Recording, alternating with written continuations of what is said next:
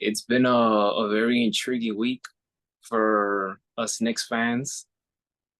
I'm surprised Mikal Bridges got traded to the Knicks. He got traded from the Nets to the Knicks. Unheard of. Um Jason, everybody, once again my contributing guest, Jason Guido. Jason, I'm What's up, shocked. Mike? I'm shocked that that the Nets even decided to trade Mikal Bridges to the Knicks. I'm a little conflicted because it's too many draft picks, and I don't like when teams give up, especially my teams, give up too many draft picks. But I like Mikal Bridges. He's a two-way player. He fits well in the system. Reunite with those Villanova Wildcats.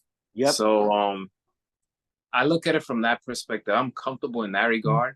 It's just that I hope them giving away those draft picks doesn't come back biting them in the ass later on, because this is the next we're talking about. They have a history of bad luck with giving away draft picks and not using the right draft picks. So, what do you have to say about Bridges coming to the Knicks? Yeah, no, I was shocked just like everyone else. It sounds like that Bridges asked to be traded to the Knicks to go with his fellow Villanova former teammates, Hart and Brunson and DiVincenzo.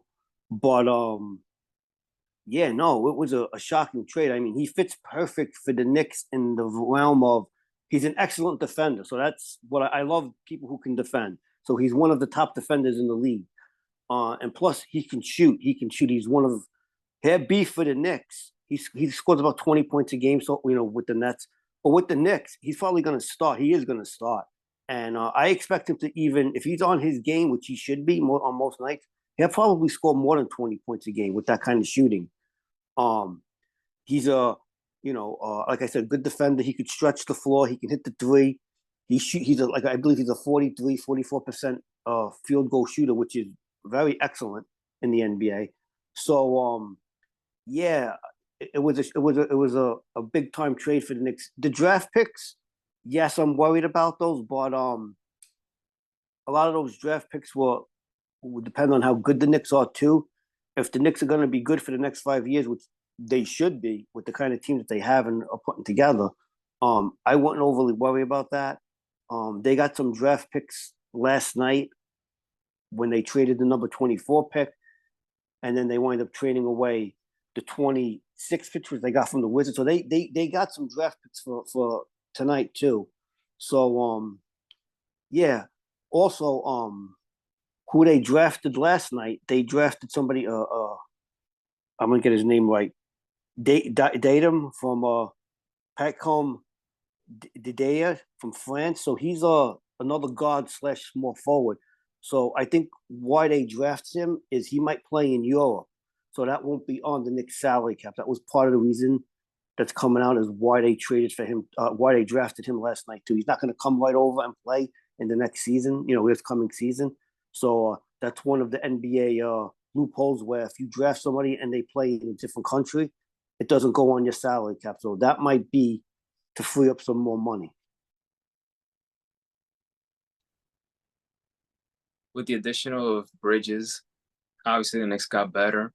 They're not title contenders yet because two things. Number one, you got to see how everything comes together. And number two, they still got to make some moves. If it were me, I would trade Julius Randle. Mm. Um, I would hate to trade Robinson, but he's an injury prone, so I would trade him as well. I like Robinson. I like what he brings to the team, but I would trade him. I do like Isaiah. I don't know what's gonna happen with him. Um, Yeah, he's gonna but get a lot they of still, money. yeah. Yeah, he's gonna get So a lot of money. He might, if he's playing just for a big contract, the Knicks won't be able to fit him underneath the cap unless they work something else out. But I think he's gonna walk. yeah, the Knicks still need some work to do, but I do like the approach of having this defense first mentality. Brunson is the guy Oh for the yeah, Knicks. He's the absolutely. guy. So the fact that you have some defense with Bridges, Josh Hart plays with heart, literally with heart. So the Knicks, they still got to make some moves. So they're not Yeah, title contenders yet, but they did got better. On right. paper, they got better. So, but like I said, people need to you know, take a deep breath right now, like, pump the brakes. They still got more work to be done. How about bringing in LeBron James? Would you like that? I'm just kidding. I'm just kidding. LeBron, we got to He- remember he's a head coach and a GM. So that's everywhere he true. goes, he wants to dictate That's what he true. wants to do. That's But why I applaud guys like I feel like I feel like head coaches and GMs, they don't have, for the most part, they don't have pants nowadays. They give players everything, everything, everything. well, yeah, That's why that's why I applaud guys like Pat Riley, because supposedly when LeBron went to Miami, he right. wanted Coach Spoelstra fired. He wanted a different coach, and Pat Riley said no way. Right. Yeah, I remember that. Yeah, well, I mean, And look at him, Coach Spoelstra. In my opinion, he's one of the best coaches in the he game. is one of the best coaches. He may be the top coach in the NBA with what we've seen from him over the last few years as a head coach. But to get back to what you said, so the Knicks have a problem with their center position. So that has to be straightened out because, like you said, we all love Mitchell Robinson. He's a top defender. He's a top offensive rebounder. The problem is he's not a scorer and he can't make free throws. So that scares you down the stretch of a close game. You foul him and he misses free throws. The game will be over. You'll lose because you don't make free throws, which we've seen before. Whereas to Hartstein, he's a not, of course, not as good as a defender, but he can score a little bit and he can shoot free throws. So if Hartstein does walk, I could see the Knicks maybe going into free agency and bringing in another center. But what you said, I've also heard too mentioned that you can trade Mitchell Robinson and or Randall. I don't think they're going to trade Randall unless they're going to get another superstar that they can bring in.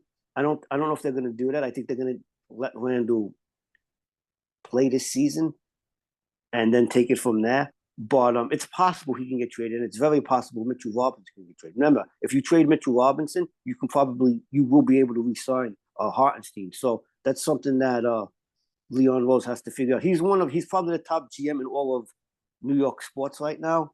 So I have a lot of faith in him. So he'll work it out. He'll figure it out either way. I mean, if they keep Robinson, they just have to bring in at least another center to score, or maybe Robinson could come off the bench.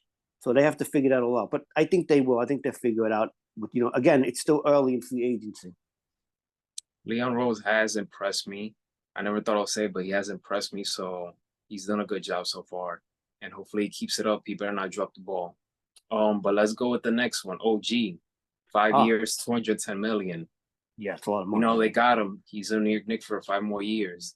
Yeah. I'm happy that he's staying with the Knicks. I like what he brought to the table. And it's all about staying healthy. The Knicks just got to stay healthy. Right. That'll be. And get more pieces around them.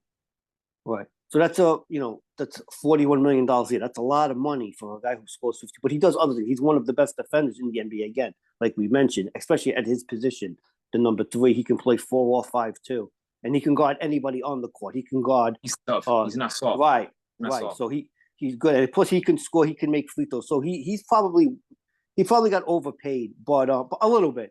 But that's the way the contracts are going in the NBA. They're gonna have to get rid of the salary cap, in my opinion, one way, or raise it eventually. But he's he's a big time player for the Knicks. So I'm happy they re-signed him. I'm very happy they re-signed him. So again, that cuts a lot into the salary cap, which is something that has to be considered.